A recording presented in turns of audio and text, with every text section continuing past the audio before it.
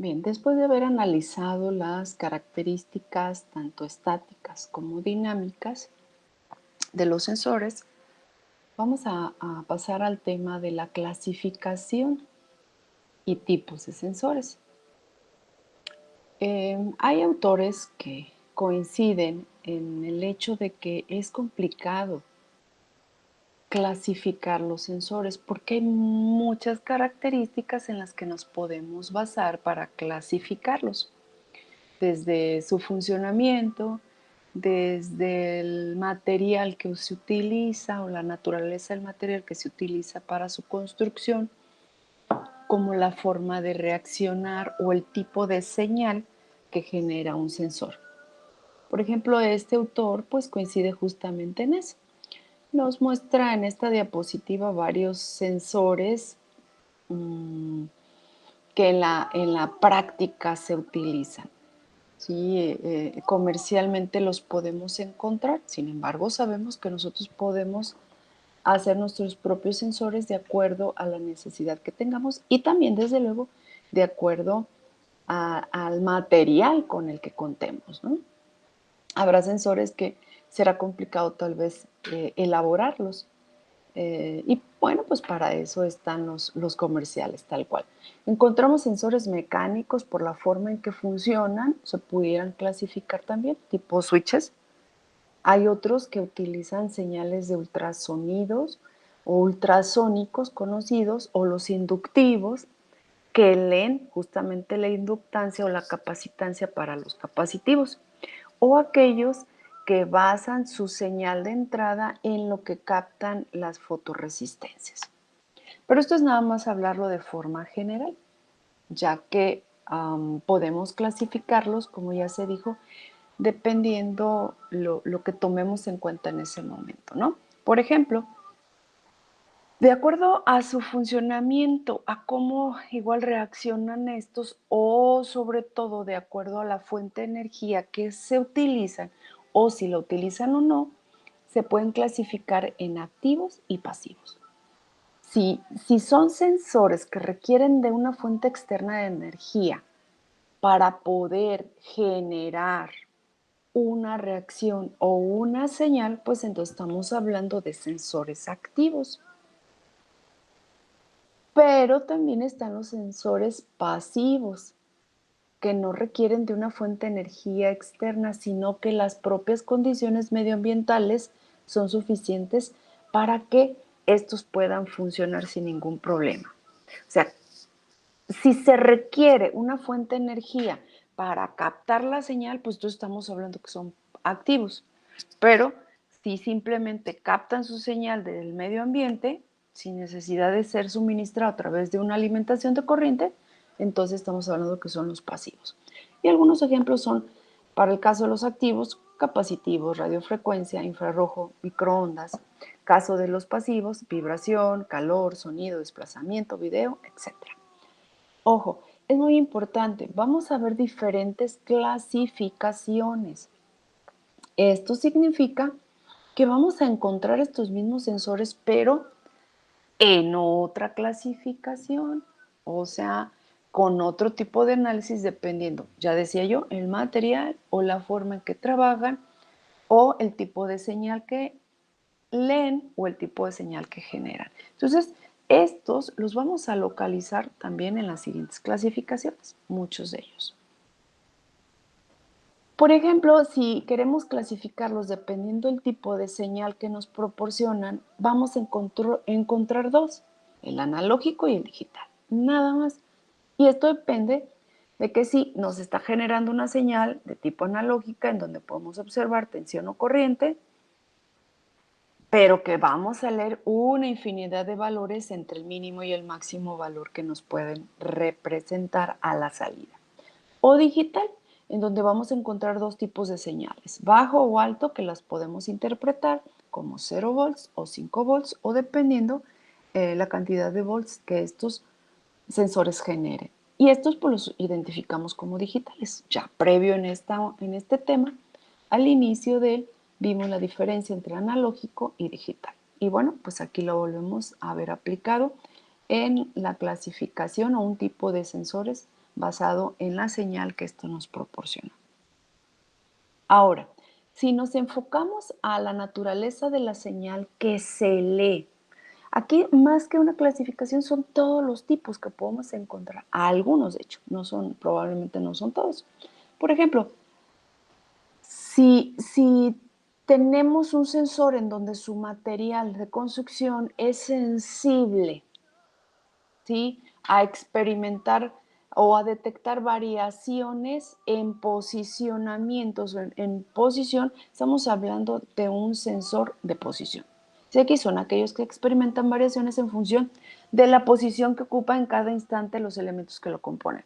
¿Qué quiere decir? Si esto lo podemos encontrar que se mueve y genera una variación en otro fenómeno físico, estamos hablando de un sensor de posición.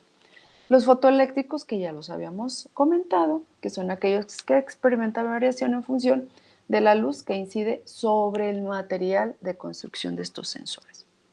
Magnéticos, por ejemplo, son aquellos que experimentan variaciones en función del campo magnético que los va a atravesar o que los atraviesa. Está el de temperatura, que van a generar variaciones conforme a la variación de la temperatura que puede estar afectando o detectando en la señal de entrada de este sensor. O sea, que este sensor de temperatura está compuesto por material que es sensible a los cambios de temperatura y que provoca entonces un cambio en otro fenómeno. Otro más, el de humedad, que bueno, de acuerdo a la definición, se basa exactamente en lo mismo. Son sensores que experimentan variaciones en función del nivel de humedad que existe en el medio en donde se encuentra dicho sensor. O sea, que son sensores que son sensibles precisamente a esa variable que es la humedad y que nos genera entonces una señal como salida.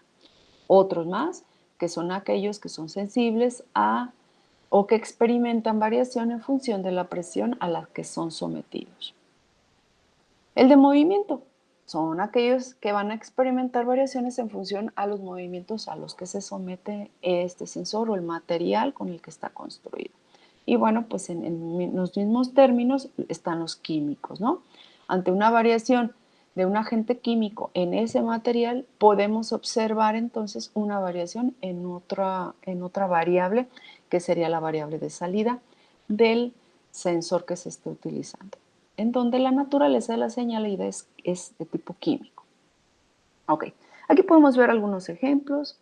Por ejemplo, el fotoeléctrico está basado en una fotoresistencia, el cual es sensible a los fotones, el material detecta los fotones, el cual puede generar una saturación y va a poder generar un incremento o disminución de la corriente en un sistema.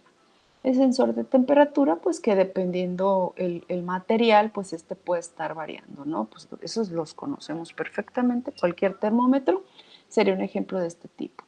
Algunas otras aplicaciones es en cuestión de sensores químicos y el sensor de presión, que pues un ejemplo es el que contienen actualmente las llantas de un vehículo, ¿no?, que nos pueden detectar la presión con la que cuenta o mandar una señal cuando esta presión baja o se incrementa. Bien, ahora, hay otra clasificación en donde podemos encontrar diferentes tipos de sensores también, pero este está basado en el elemento que fue utilizado para su fabricación. Por ejemplo, los mecánicos, ya los habíamos visto al principio, si ustedes lo recuerdan, ¿sí? En la primera clasificación.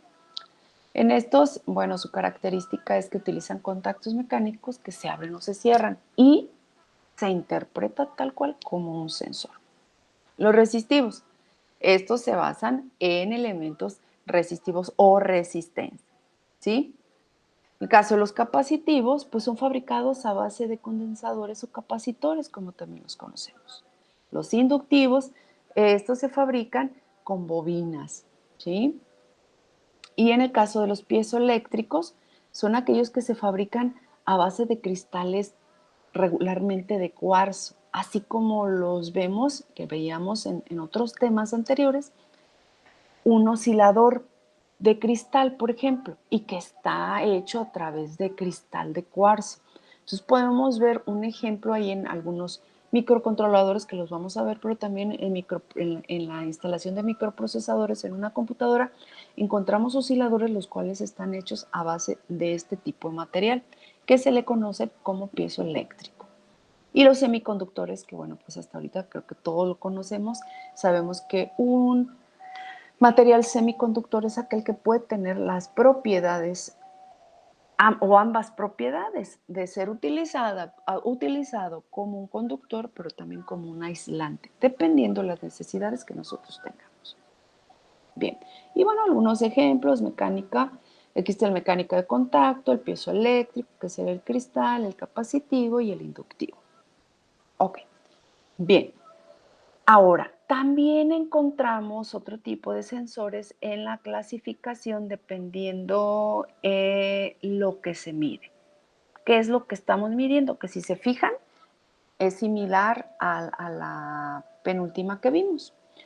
Nos vamos a enfocar a los que miden temperatura, que miden luz, casi siempre los identificamos como ópticos, y los de posición, que casi siempre están identificados como un proceso mecánico muchas de las veces.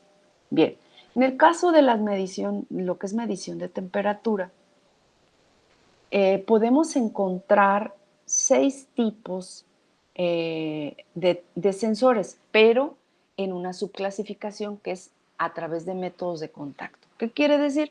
Que son aquellos que requieren tener contacto directo con el componente para que pueda entonces evaluar o detectar la señal de entrada.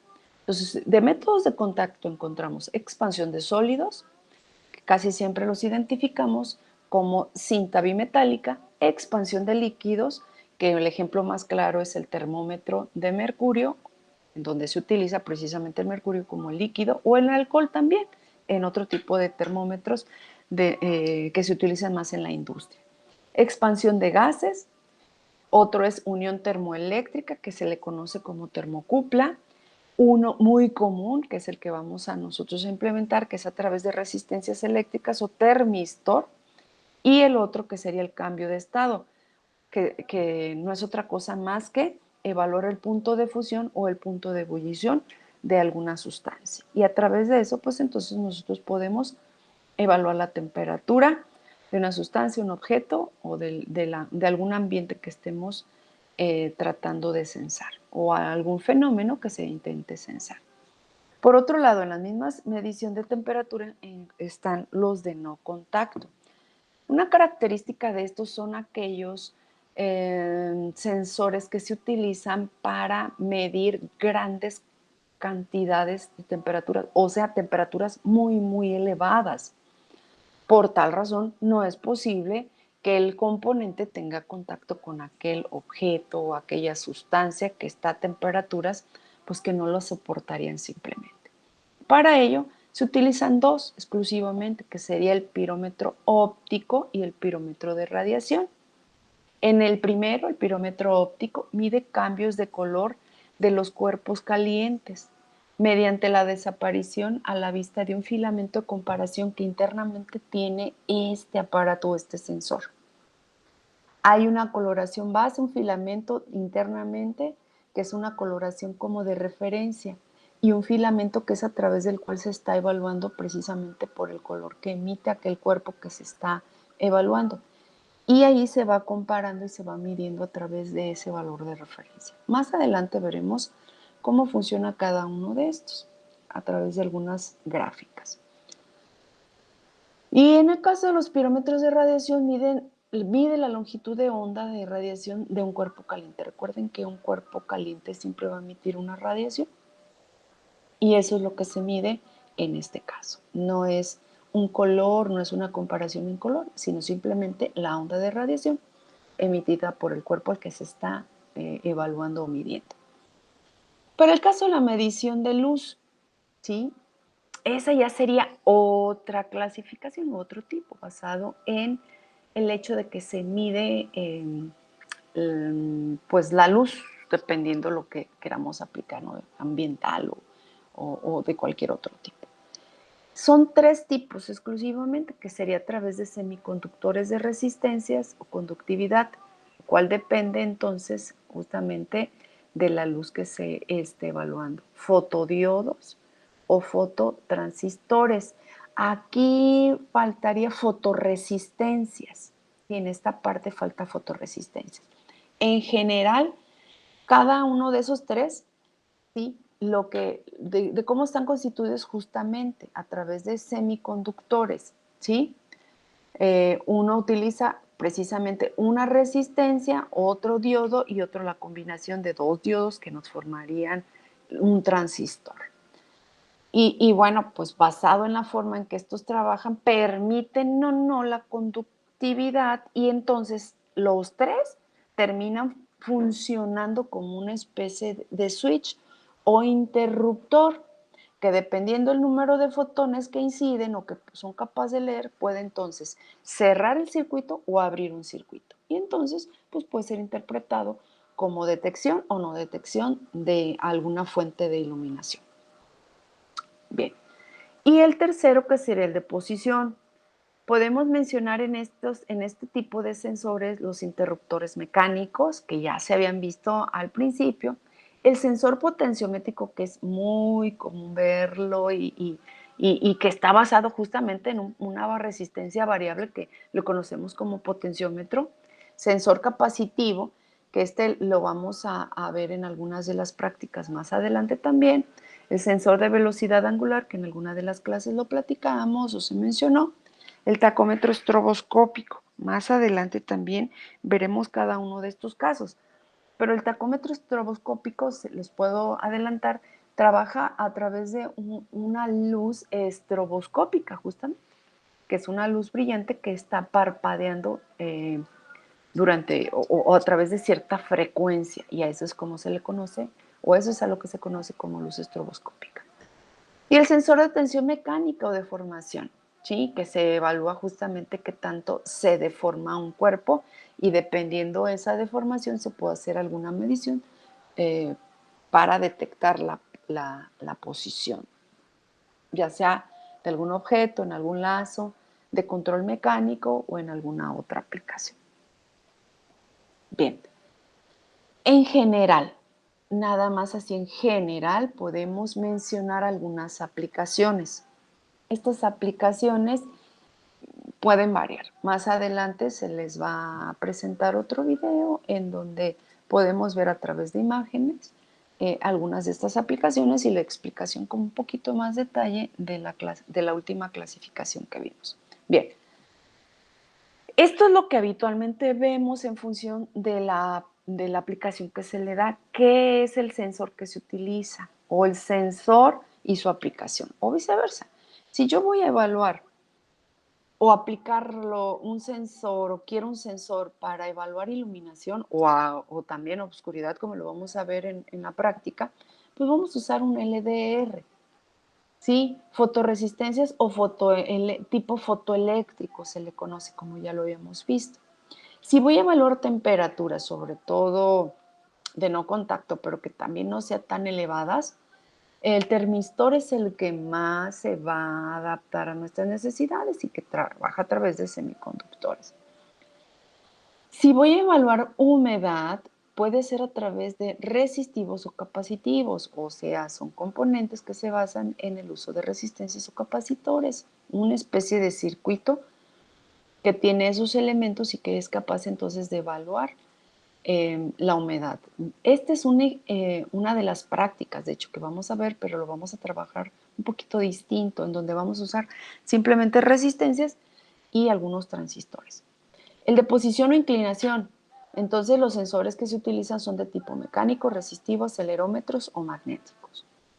Si yo quiero a resolver un problema en donde tengo que detectar presencia, pues magnéticos, infrarrojos o ultrasónicos, que estos son muy, muy comunes. Distancia. Los infrarrojos y ultrasónicos son los que nos van a servir. De presión, pues los piezoeléctricos y los resistivos nuevamente. De caudal, ¿sí?